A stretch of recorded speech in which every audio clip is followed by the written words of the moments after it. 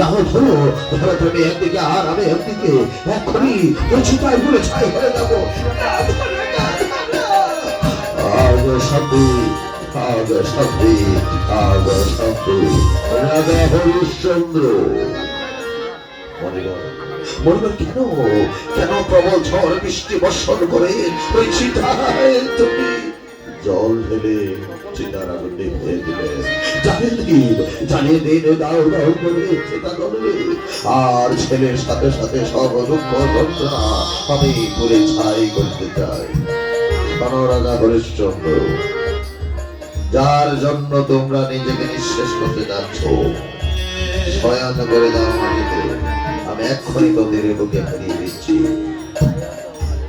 আজ শান্তি, আজ শান্তি, আজ শান্তি। মা, মা, মা, তুমি এই শ্মশানে আমায় কেন নিয়ে এসেছো মা? আরো কালো ভূতের মতো লোকটিকে মা, বাবা যাকে তুই কালো ভূত বলছিস, সে আর কেউ নয়, তোমারই পরম পূজনীয় বিকাশ। বাবা, বাবা, বাবা, তুমি কোথায় চলে গিয়েছিলে বাবা?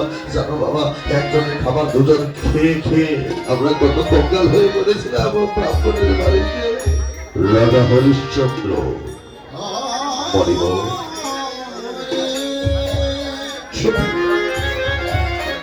সত্যি আমি তোমার কাছে হেরে গেছি।